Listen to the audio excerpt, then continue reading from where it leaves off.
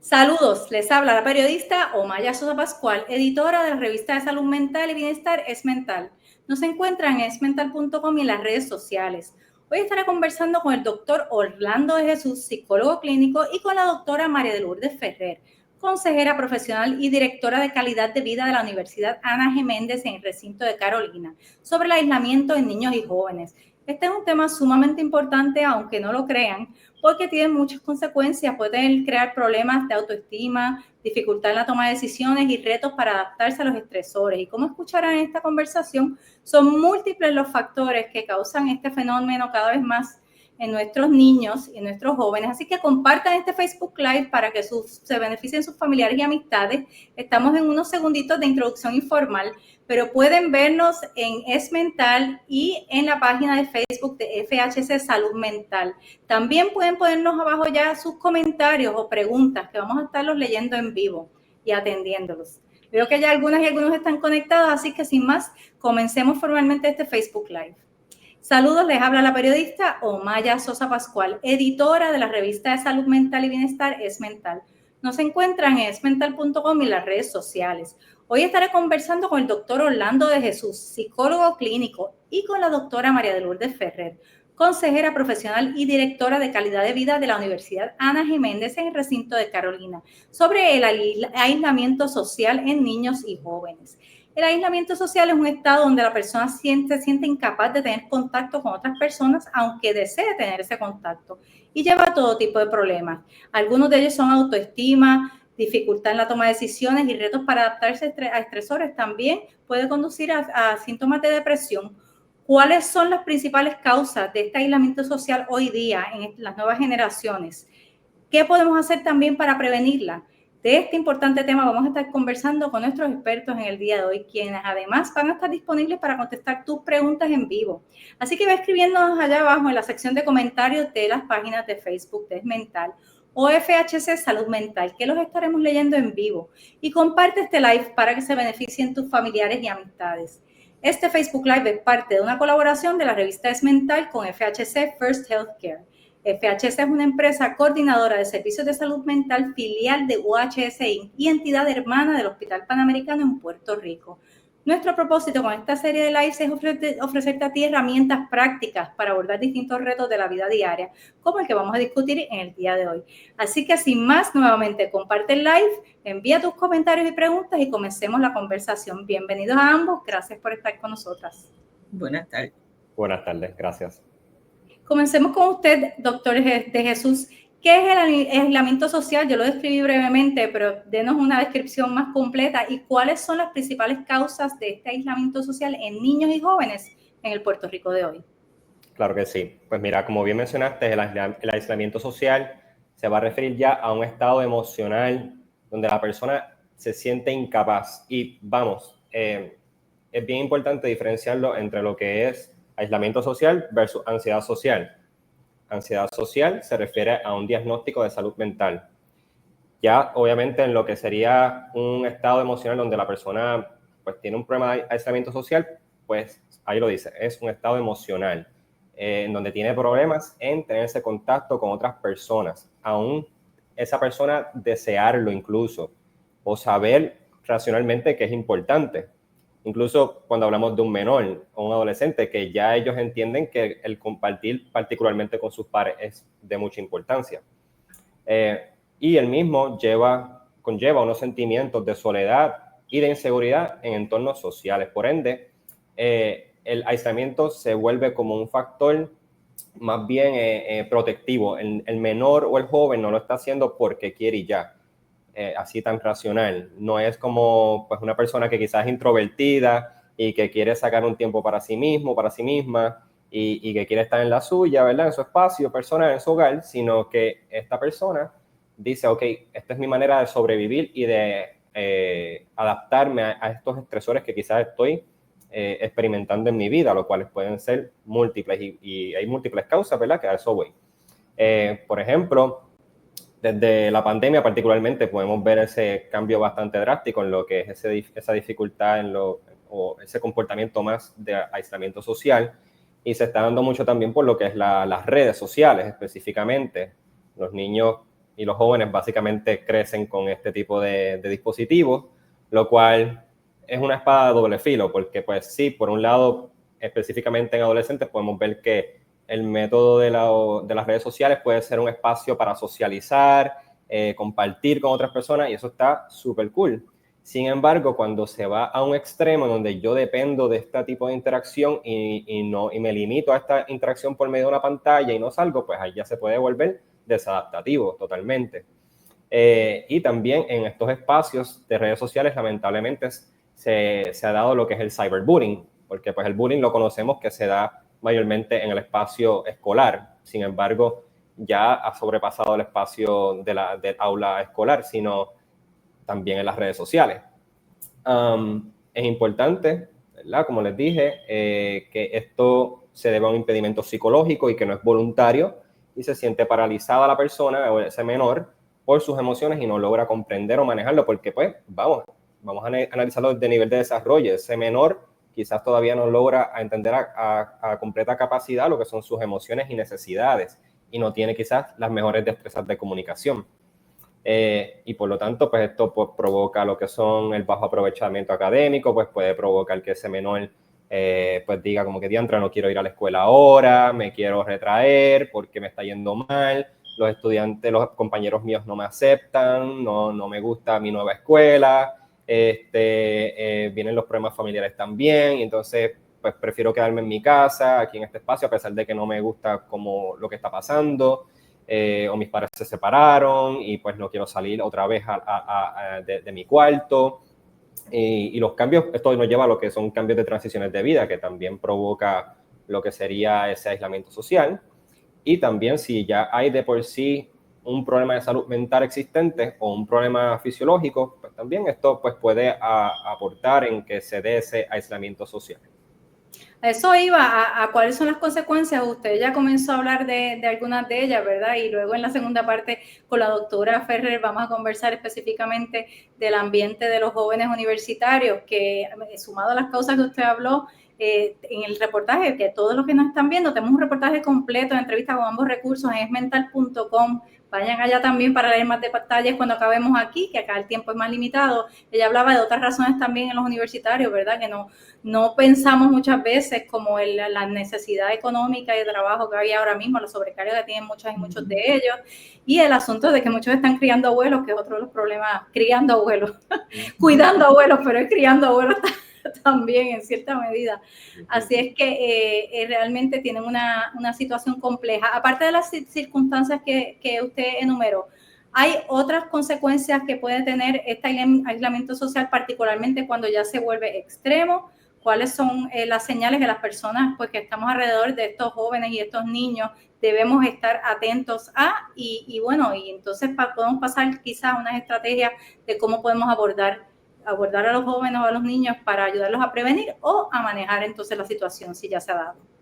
Claro, perfecto. Pues mira, primeramente, al menor estar afrontándose de estos espacios que son bien importantes, porque pues está ese desarrollo primordial de lo que es las relaciones con los pares, el desarrollo académico obviamente, pues de cierta manera empieza a afectar también en el ámbito familiar, del hogar particularmente, y entonces se empieza a dar esa desconexión con ese menor, con su propia persona, con sus emociones y con la situación que vive. Eso empieza a crear una negación de lo que es la situación incluso y no ve que es un problema como tal. Y entonces si los familiares lo normalizan, pues peor todavía. Porque pues, se da por desapercibido, como que pues le gusta estar encerrado en su cuarto y ya, lo cual no todo el tiempo eso es algo adaptativo o saludable. Obviamente se va a dar una dificultad en lo que es el manejo de las emociones. Aquí no solamente se refleja en los menores, también se va a reflejar en los padres, incluso. Los padres Interesante, también. explique un poquito mejor eso. Sí, porque mira, se va a reflejar, porque vamos a suponer que de por sí esa familia tiene un hábito, ya unas rutinas, y de momento notan que su hijo se está aislando y lo ven hasta incluso con síntomas de depresión o de ansiedad, y pues, ¿qué pasa? Muchas veces algunos padres pues, pueden limitarse a hacer ciertas cosas que hacen regularmente, como ir al trabajo, y viviendo una sociedad en que vivimos, ¿quién es usualmente quien se sacrifica? Mamá.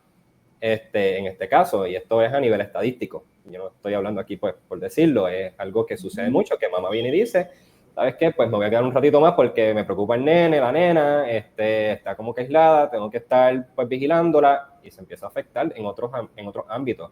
También a nivel familiar, pues se hacen fiestas, ¿no? Mira, pues es que el nene no quiere salir, pues entonces empieza el juicio y los ataques de la familia, de como que, mira, pero ¿qué le pasa a tu nene, a tu nena? De por qué no sale del cuarto, por qué no salen de la casa ya, hace tiempo no los veo, están perdidos.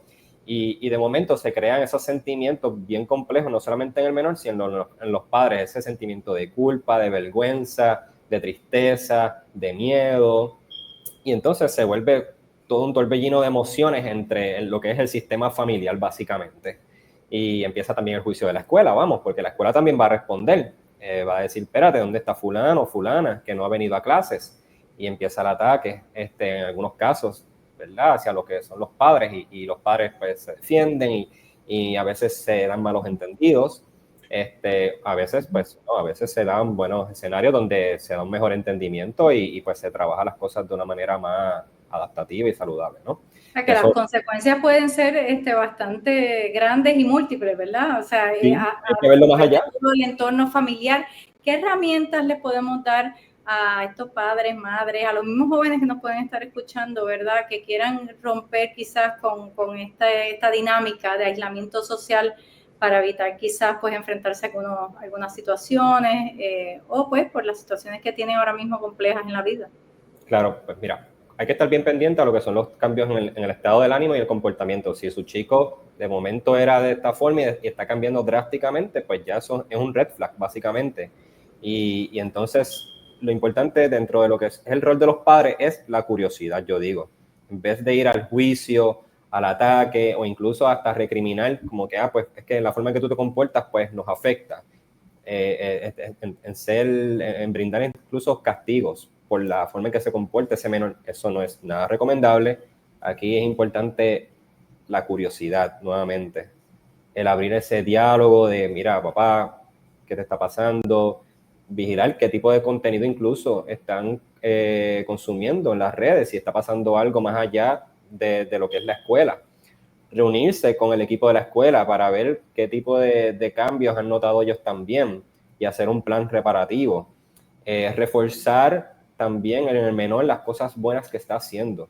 A veces también nos enfocamos tanto en lo que está mal que no identificamos qué es lo que está bien, lo que está funcionando, y muchas veces dentro de lo que está bien es una manera de poder iniciar a trabajar esas dificultades de lo que sería, pues en este caso, el aislamiento social.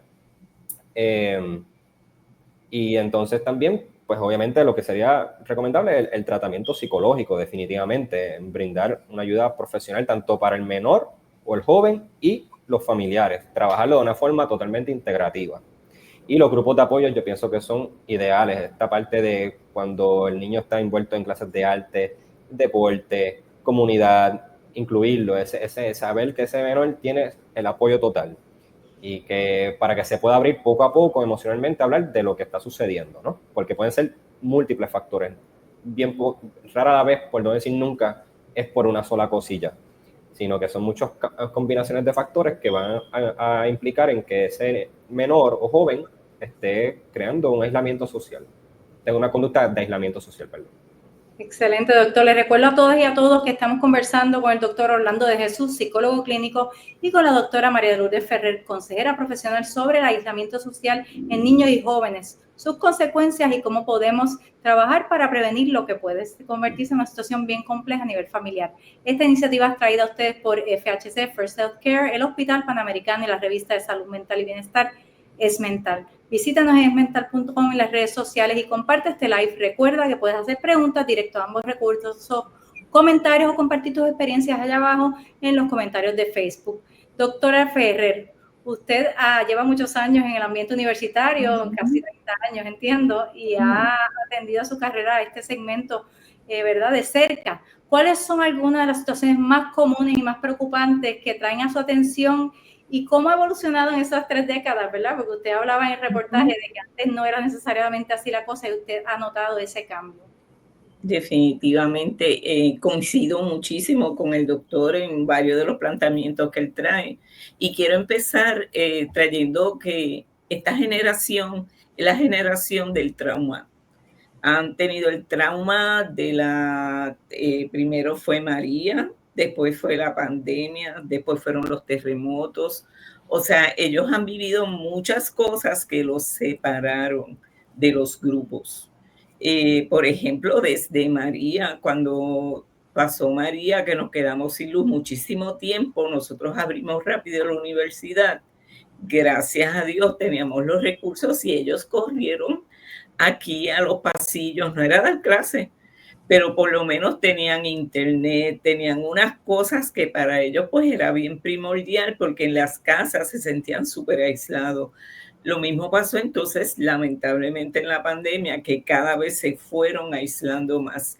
Los estudiantes universitarios no necesariamente son diferentes a lo que estaba trayendo el doctor. Nosotros recibimos aquí desde los 16 años y es en la época joven que se ven todos estos traumas, evidentemente en su comportamiento, en la manera de tratarse uno con ellos. Por ejemplo, antes, yo llevo más de 3 décadas trabajando en la universidad, también he trabajado en las escuelas públicas. Los jóvenes les encantaba estar en la universidad y en la escuela y pertenecer a los grupos. Eso que trae el doctor tan fascinante, lo que es que el joven pertenezca a los grupos, que comparta con pares, que tenga esa unión con otros. Eso ya es bien difícil conseguir hoy en día para nosotros formar las asociaciones estudiantiles. Eso es como que una agonía, cuando eso antes lo veía uno como la puerta para la profesión que uno iba a llevar a cabo. Si uno observa todo esto, muchas veces vienen de disfunciones, ¿verdad? Clínicas, pero también mucho pasa por lo social. Por ejemplo, hoy en día las personas y los estudiantes tienen que trabajar en un joven 1 o 2 trabajos. Ahorita yo estaba viendo una solicitud de un joven que me pone que está cogiendo 12 créditos y trabaja 30 horas a la semana. ¿Saben lo que es eso? Se le copó todo el grupo. Y asimismo, pues entonces sus papás tienen 2 y 3 trabajos para poder subsistir, para poder tener las necesidades básicas de casa y comida, que es lo más que ellos dicen. O sea, tengo que ayudar a mi mamá porque este mes no hay para la compra, o a mi papá. Y entonces, pues esto los hace que ellos vengan a la universidad, salgan sin entrar en otros entornos que son tan propicios para las edades de ellas, como compartir con otros compañeros. ¿Qué pasa? Que muchas veces estos estudiantes, y muchos de ellos, padecen de depresiones, como bien trajo el doctor. El día a día de unos es la depresión, la ansiedad generalizada, el automutilarse porque llegan a cosas más extremas. Y muchas veces cuando yo los atiendo, que tengo que levantar un código, un protocolo para una ayuda más allá, no tengo un amigo a quien llamar. No, muchas veces pues el papi y la mamá... O sea, eso le dicen, disculpe a usted, que cuando usted tiene que levantar el protocolo, ellos le dicen que no tienen a quién llamar. No. Y entonces a los que vienen los papás rápido, yo les pongo el ejemplo: mira, tu papá vino rápido y esto es algo que a lo mejor tú piensas que no es nada, pero esto es bien importante y no es lo usual. Y lo mismo pasa con los amigos. Uno conseguir que ellos te digan, cuando hacemos estos cernimientos de riesgo, dame el nombre de un amigo o una amiga a quien llamar. Si eres mayor de edad y no quieres que llame a tu papá, pues eso está difícil. Pero yo lo veo mucho en la parte socioeconómica, estos cambios sociales y económicos que hemos tenido, que han hecho que tanto los jóvenes como las familias, hay unas preocupaciones tan grandes que todo cambió. La parte que mencionó al principio de los abuelos, pues eso es algo bien evidente. Los jóvenes cuidan a sus abuelos, los cuidan en los Alzheimer, en el Parkinson, en el cáncer. Lamentablemente los papás no pueden faltar a los trabajos y son ellos que tienen esas horas libres dentro de sus estudios los que apoyan a su vez a la familia. Wow, o sea, esto suena, te escucho y suena tan ajeno a la juventud universitaria que tuve yo, ¿verdad? Y yo no era una niña ultra privilegiada, o sea, yo, ¿verdad? Me conoces, yo vengo de una familia trabajadora también, ¿verdad? Sin muchos recursos y uno podía, ¿verdad? Confraternizaba y compartía todo el tiempo, las actividades con los pares eran lo importante, lo más importante de esa experiencia. Sabes que en esa época se tenían, que todavía uno puede decir, él es mi amigo desde que estábamos en la escuela intermedia. Bueno, todavía los conservamos. Yo tengo amigos de casi la edad que tengo, ¿verdad? Entonces, suena como un proceso bien triste y solitario para los jóvenes, ¿verdad? Y pensamos mucho en los adultos mayores que tienen otros problemas en Puerto Rico ahora mismo, pero este segmento como que no se le piensa ni se le atiende tanto y lo veo todo el tiempo que lo vemos en la revista que está pasándola de una manera muy, muy difícil. Aquí Eunice Ortiz comenta, muchas veces el aislamiento no se da intencional. Algunos jóvenes, lo dijo el doctor al principio, ¿verdad? Algunos jóvenes intentan dialogar asuntos importantes con sus padres, pero como ven que no les prestan tanta importancia, se alejan. Muchos pueden estar alejados en su propio hogar, juntos, pero solos, ¿verdad? El aislamiento, ella sugiere, se previene integrándoles a espacios y haciéndoles sentir útiles dentro de ese espacio. Pero ahí viene lo que dice usted, doctora, que muchos padres también es que están tan y tan agobiados que no encuentran tampoco el tiempo. Algo que a mí me impactó muchísimo cuando el huracán María, y no sé si el doctor presenció eso también, el cambio demográfico que hubo y que lo hay todavía, pues muchos padres tuvieron que desplazarse para conseguir trabajo afuera porque las compañías aquí cerraron, no continuaba el trabajo y los jóvenes se tuvieron que quedar o con los más envejecidos o si eran mayores de edad, asumir el rol de protector de sus hermanos menores. Antes éramos familia extendida y no era familia extendida de sangre, estaba el amigo, el vecino. Eso, cuando vamos a las urbanizaciones, es muy difícil que eso se dé porque a veces la gente dice, no, porque el papá se pasa trabajando, pero si tú eres vecino, tú también lo puedes acompañar y ayudar. Mira, pues hoy yo te acompaño al juego, vamos a hacer esto, vengan para acá, vamos a ver una película juntos, pero todo el mundo está encerrado en sus ámbitos. Y nadie... Hay que ver cómo rompemos con eso. Ya estamos en los minutos finales de este Facebook Live. Quería hacerle otra pregunta, doctora, antes de ir a unas recomendaciones finales con ambos, y es precisamente eso, ¿verdad? ¿Cuáles son algunas estrategias que usted utiliza para apoyar a estos estudiantes que atiende, ¿verdad? ¿Y qué recomendaciones puede darle a las personas que nos están escuchando? El pasillo de la universidad. Ya no hacemos, para hacer las actividades, nos vamos al pasillo, montamos las mesas, las muchachas consejeras se ingenian muchísimas cosas para entonces que ellos tengan la información, engancharlos, conocerlos, enamorarlos, para que entonces ellos vengan a nuestra oficina y empezar a propiciar otros espacios, cambiar la dinámica de las actividades que se hacían, actividades que les sean más apelativas, como actividades con música actual, las líricas, todo, y involucrarnos nosotros en las cosas que ellos hacen. Por ejemplo, pues yo estoy bien free con las canciones de Bad Bunny porque es la manera de yo comunicarme con mis estudiantes. ¿Cómo yo voy a comunicarme si yo no sé? Si no está con Bad Bunny, no va a poder hablar con ellos. Exacto. Pero sí, todas esas cosas es que tenemos que irnos a lo que a ellos les interesa y poco a poco ir sacándolo. Yo los oriento mucho a que traten de vivir una vida, que sí, el trabajo es importante, las cosas pues que necesitan, pero también que traten de mantener una vida social, porque de eso se basa.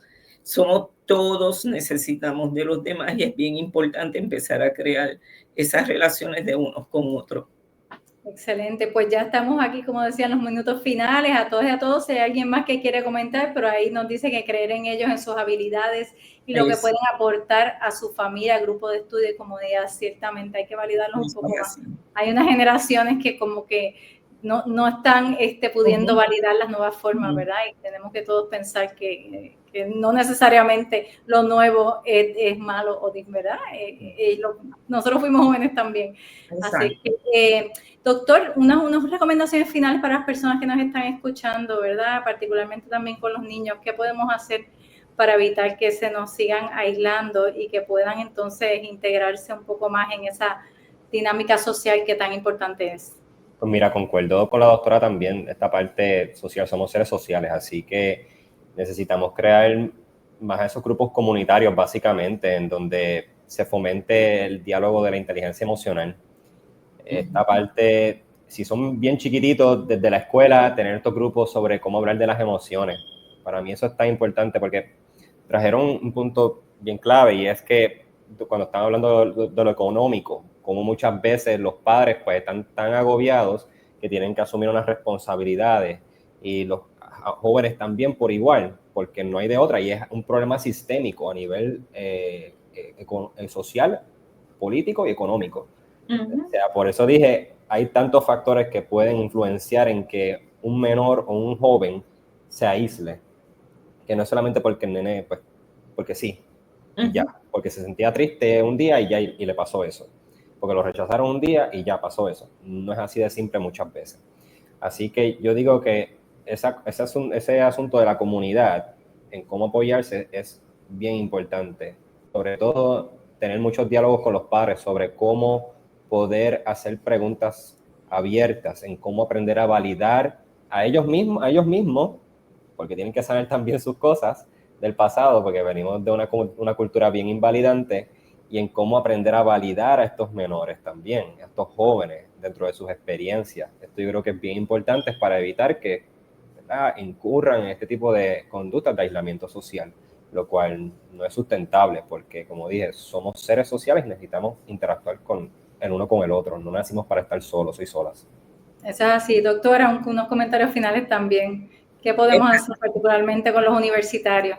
Abrirnos y escucharlos y dialogar con ellos. Esta generación es chulísima, son bien honestos. Cuando uno sabe escucharlos, ellos son bien abiertos.